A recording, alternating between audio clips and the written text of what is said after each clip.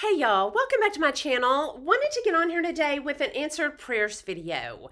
I did this about a month ago with my friend Ellis for Living, and we did it as a collab last time, and we want to do that again. I loved doing it, and I loved doing it with Elle, and we thought Christmas would be the perfect time to do it again, to celebrate the birth of our Lord, and coming into the Christmas season, just could not be a better time to do it. So we wanted to do another answered prayers video. I'm going to link both of our videos from last time. And before I jump into this, I do want to say again, this is not a name it and claim it video. I don't think I can pray for anything, and I get it. Whatever I want, I can pray for it and get it, even fervently. If I pray prayers that are not in God's will, they will not be answered. But all through Scripture, God says, if you want it, ask for it. Ask for it fervently. Ask for it over and over. Will He answer it? Not always, but a lot of times He will. And He, I believe, loves to use prayer to build faith. And that is exactly what my prayer life has done. It is the thing that has built my faith and the people around me's. I don't think that's great grammar, but the people around me, it builds their faith. But no, I don't get everything I ask for. My father recently passed, and that's one of the times that you want to say, why? I prayed for that. I wanted him to make it, and he didn't make it. That wasn't in God's will. God wanted him home. So he went home. I do want to read a couple of scriptures to you that it seems like he always gives these to me right before I do one of these videos. It gives me chills. Because last night and this morning, I read two scriptures and thought, yep, I need to share that with them. And they were both from Luke. The first one I read last night, and it was Luke, hold on. Okay, the first one from Luke 18. Luke 18:1. Then Jesus told his disciples a parable to show them they should always pray and not give up. Pray and don't give up. Pray and it's not answered, keep praying for it. Will it be answered? Not always, but maybe, eventually maybe, if it's in His will. So pray and don't give up. He said in a certain town there was a judge who neither feared God nor cared what people thought. And there was a widow in that town who kept coming to him with a plea, grant me justice against my adversary. For some time he refused, but finally he said to himself, even though I don't fear God or care what people think, yet because this widow keeps bothering me, she keeps knocking on that door, I will see that she gets justice so that she won't eventually come and attack me. And the Lord said, listen to what the unjust judge says, and will not God bring about justice for His chosen ones who cry out to Him day and night? If an unjust judge finally gives in, or even if our kids, they're begging us and begging, we finally give in, we're made in His image. I don't know, but I know that it says in Scripture, if you want something, pray for it over and over. Okay, and then this other one, I couldn't find it for a minute. It's Luke 18:40. And this to me is an example of Jesus telling us, do you want to ask for it? He knows what we need, but this is an example of He knows what this man wants, and He still makes him ask for it. This is in Luke 18:35. As Jesus approached Jericho, a blind man was sitting by the roadside begging. When he heard the crowd going by, he asked what was happening. They told him, Jesus of Nazareth is passing by. He called out, Jesus, Son of David, have mercy on me. Those who led the way rebuked him and told him to be quiet, but he shouted all the more, Son of David, have mercy on me. Verse 40, Jesus stopped and ordered the man to be brought to him. When he came near, Jesus asked him, what do you want me to do for you? Jesus knew what he wanted him to do for him. Ask me.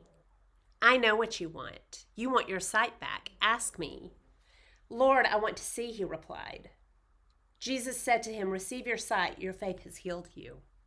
Jesus wants us to ask, and He tells us over and over in Scripture, it's scriptural to pray for what you want. And this video is an example of prayers that were in His will because He answered them, and He answered them as only He could answer them. And the first one, y'all, I love this. This is one of my favorite answered prayers. I can't believe it wasn't in my first video. This was before I read Prayer of Jabez. This was before I read Prayer of Jabez, and probably the first time that God has ever answered in a way that I was like, oh, oh, wow, he really did hear me. And that was when I had my son, Caleb. His name is Caleb, but when I was pregnant with him, we were having trouble coming up with a name. And so I was talking to my brother one day and I said, we can't come up with a name. We don't know what we want to name him. And he said, pray for it.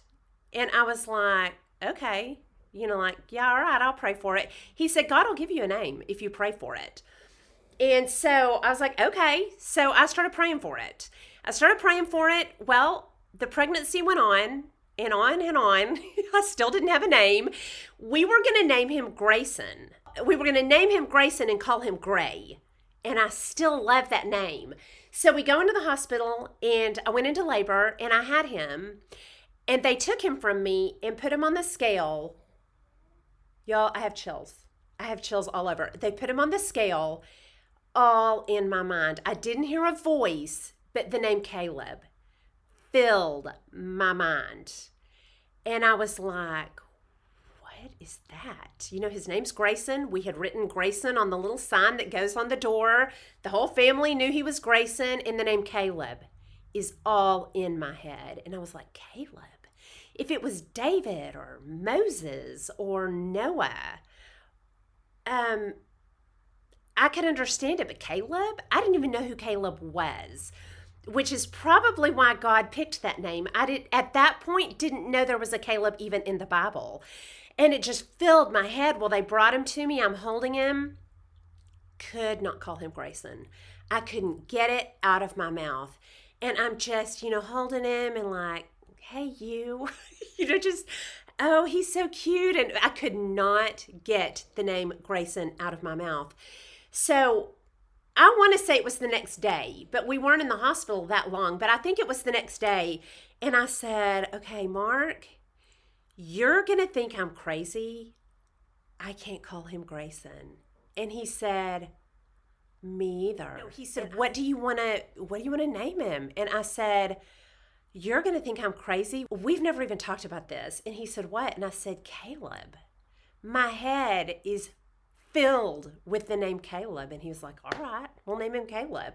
So Mark gets on the phone. He calls my mom. He calls my dad.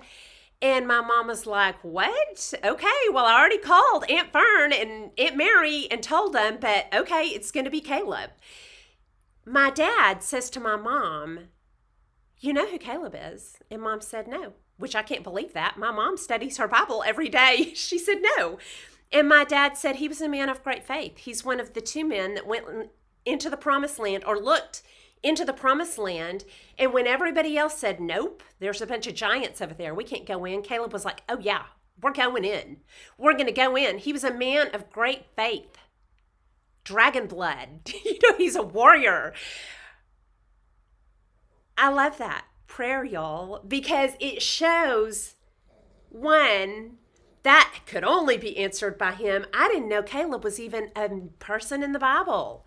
I would have named him if I was going that direction. If that was in my head, it would have been Joseph or David, like I said. But Caleb, I didn't even know he was in the Bible.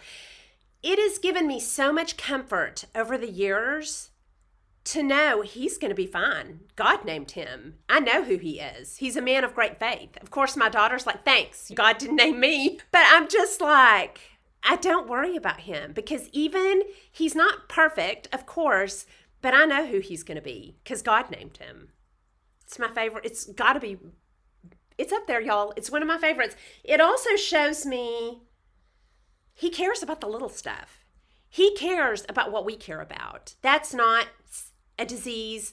It's not life-shattering, but he cares about what we care about, a name. And I love that. Okay, this next answered prayer has to do with my niece Keely. And I've mentioned her on this channel before because she has a podcast. It's a Christian podcast called The First Cup. I'm going to link that down below. And I have always been close to Keely. I've actually been close to all of those siblings. But this answered prayer has to do with Keely. After she was born, I was over visiting my brother and sister-in-law and their kids, and I was holding Keely. And I remember I was sad that day because Mark and I were talking about moving. And as I was holding her and her sister was sitting beside me, I was holding Keely and I was like, what if we move away? What if we actually move away? Because at that time we were living in town, in the same town, small town with them. So we would do Sunday lunches and we were just always together. And I was so sad thinking, we're going to leave and they're not going to know me like on a daily basis. And at some point in the night, Wendy had kind of walked off and I took Keely around the corner in their kitchen. I remember exactly where I took her. Got up off the couch and I walked around into their kitchen and I said a prayer over her. And I prayed that God would keep us close, keep her close to me. So I said the prayer over her and then I forgot about it. We went on with our evening and everybody went on with their lives. Well, flash forward about 25 years.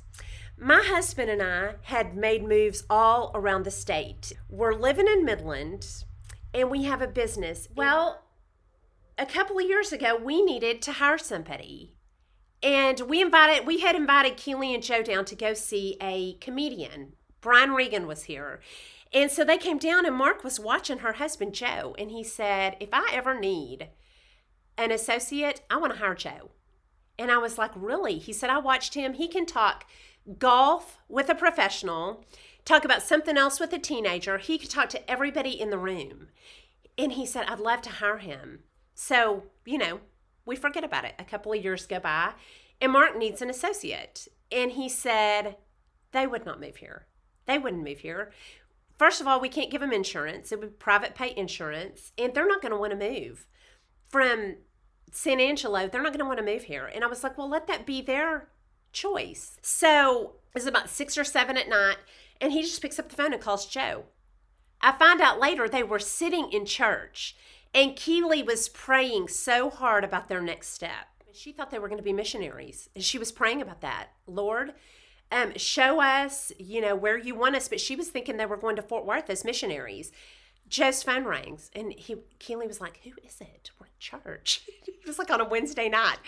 And he said, it's your Uncle Mark. And she goes, well, go answer it. Go answer it. So he went out into the church foyer and answered the phone, and Mark said, I want to offer you a job. And Joe was like, really? So we all started praying so hard. If this is good for the entire family, make it happen. If it's bad for anybody, me and my brother, she is his daughter, me and Wendy, her mother, Keely and her parents, if it's bad for anybody, slam this door. We do not want it. But if it's a blessing and this is what you want, let it happen. And she was getting all these signs. And the only one that I remember, okay, y'all, so as I was doing this video, I thought, okay, Keely lives here. Why don't I just have her on? So this is Keely. And I'm going to let her tell you her signs and why they ended up moving here and what, how God showed her, yeah, you are moving to Midland, because she really didn't want to. No. So what changed your mind? Like, what started happening after we started praying? So, I remember my husband's very spiritual, and so he just said, let's just start praying. There's obviously a movement happening. Let's just start praying. And even with Kathy, we would call all the time and just be like, okay, we're just praying. We're not making any decisions. We're just praying. And like Kathy said, if it's not good, if it's not what he wants, then slam the door. So one of the things, I was an orientation leader at Angelo State. And so basically what I did was I welcomed all the new freshmen coming in. And we would play games with them. We would show them where their classes were going to be. We would register them for classes. We would kind of show them what college looks like. And so that day, I was walking with my partner. His name was Blake. We're walking along, and I look down on the sidewalk, and there is this parking permit that you hang in your car, like a little decal. And it's turned upside down, so it just looks like a white piece of paper. And I'm like, I know what this is. This is a parking permit. So I picked it up, and I was going to have a teaching moment to all the freshmen, like, don't lose this. So I turned around, and I'm showing them, like, hey, when you get your parking permit, it's like $75. Do not lose this. Keep it in your car. And I look at it to throw it away, and it says UTPB. Oh, my gosh. And UTPB is a college in Odessa. And I looked at Blake, and he looked at it, and he says, does that say UTPB? And I was like, what the heck? Really? What was another sign? Another one, I was testing God this whole time. Like, I just felt like I'm going to keep asking. So I was testing God big time. Like, well, if you want us to go, then show me a clear sign. And he's like, bam. If you want us to go, I'm going to test you. I literally had 15 hours left to graduate. I had one semester left to graduate. I was a late bloomer. And so finally, I'm like 15 hours left. One semester, and I'm done with college. And so I said, if not even one of my classes transfers over, I'm not going. If not even one. Like fitness walking, which is like 1 credit hour. If that doesn't even transfer over, I'm not going. And so I turned all my stuff in. I applied for UTPB. And like a week later, or maybe not, maybe it's like 48 hours, I don't know. I get a call, and I'm like, they say, hey, we just want to congratulate you. You've been accepted to UTPB. I said, okay, great. How many hours transferred over? She said, hold on, let me check your transcript. She looks at it. Yeah, all of them transfer over. I said, so that was another sign. That was another one. And then what about the apartment? The apartment. So we're driving to Midland, and at this point, we're like serious. Like, we're really serious. We're like, okay, we have heard God. So we go. Joe goes to hang out with Mark and kind of look at the office. Oh, hold on. I'm sorry. I've mentioned to y'all that this is a boom town. And so houses and apartments here are sky high. So when they started looking for apartments, it was like, what can we afford? Yeah. Do we want to move there with what we can afford? So that's kind of the mentality that they were starting with. And so we're thinking, okay, we know Midland's high. Our budget's going to be between $900 and $1,000. We will not go over $1,000. But we kept walking into apartments that were not in our price range and just weren't worth it. Yeah. Like, it just was either a bad neighborhood or it just was not good. You know, it wasn't clean. I didn't feel it. And so by the end of the day, we're getting kind of frustrated. And this guy, we're at an apartment complex that he was like, this is so nice. And I'm like, it's park. And he said, well, what are you looking at? What kind of apartments are you looking at? And we had driven by my dream apartment, like brand new, gated, beautiful. It's called the Blue Ridge. And we drove by it, and I thought, that's where I want to live. And Joe said, we're not even walking in there because we will not be able to afford that. I was like, okay. So this guy's hounding us, like, well, what apartments are you looking at? And I said, we're looking at the Blue Ridge. And he said, the Blue Ridge? Those are way expensive. Like, those, you cannot get those for less than $1,000. And I said, well, you know, we're looking at some. And he said, you know what, how about I call you right now to see how much it is right now? And I was like, all right. So he picks up the phone and he calls the apartment complex, and he's just talking. And we're sitting across from the desk from him, and he's like, wow. And he's writing down on a sticky note. He said, all right, thanks. And he hangs up, and he slides the sticky note over to us. And he said, yeah, you need to go over there right now. They're running a special.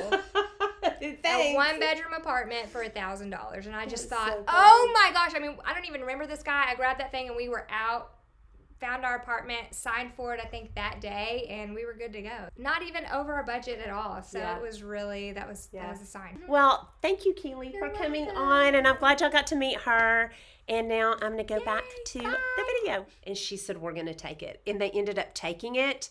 Okay, I didn't remember the prayer I had prayed in the kitchen. Didn't remember that prayer. And then one day, a year ago, I was in a Bible study. And we were talking about generational prayers, how God doesn't forget prayers. We may be living lives that our grandparents prayed for us, or that we prayed years ago. And I'm telling y'all, that prayer came back to me so fast. All of a sudden, I was in that kitchen holding Keely, and it was like God reminded me, you prayed for this. You prayed for her to be here. Y'all, I have chills. I did not even remember praying that prayer. The next time I saw Keely, we were at the gym together. I was like, I've got to tell you something. I've never told you this because I forgot it. I forgot that I prayed over her as a baby. I didn't really expect that prayer to be answered. I said, I prayed over you in the kitchen when you were a baby that God would keep you close to me. And now y'all are living with us, not with us in our house, but living in the same town, working closely with my husband in our company. Didn't even remember I prayed that. Okay, my next prayer. If you watched my first video, I told a story about my daughter and my mom and when she was kind of going through kind of a rocky teenage period. Well, this was during that time we were kind of going through a rocky time. It was right at that time.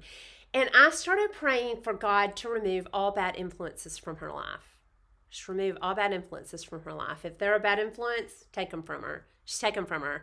And I'll tell you, usually it takes a while. It will take at least a couple of months, as in the naming of my son, but a couple of years. I will pray for stuff fervently before it happens. 1 week went by and she comes home so upset. I will never forget this day. She's sitting on the counter in the kitchen just crying. And of course my heart was broken for her because you don't like to see your child sad, but she said, I don't understand it. And I said, what? What happened? And she said, I've lost all my friends, every one of them. And I was like, all of them? All of them? And she said, yes, all of them. And she said the guy's name, I'm going to call him Rob. We'll call him Rob. She said, and he was a bad influence. And she said, Rob is so mad at me and I don't understand it. She said, he called me and asked me to pick him up and it was raining and I was like 2 minutes late. He's so mad at me and I can't get him to forgive me. And then all of his friends have turned on me. She said, I've lost everybody. I don't have any friends. I did not tell her I had prayed for that until years later. I knew that she would be so mad at me. But yeah, several years later, I told her, I prayed for all your bad influences to fall away. And I'm still praying that. So if you want to have any friends, pick good people because he keeps taking them from you. So anyway, those are my 3 answered prayers. I'm going to link down below Elle's video. Y'all go visit her and our past videos. And that is all I have for you. I hope y'all are having a great Christmas season and y'all are such a blessing to me. So anyway, I hope y'all enjoyed this video. If you did, please like and subscribe. Leave comments and questions down below and I'll talk to y'all soon. Y'all have a good day. Bye.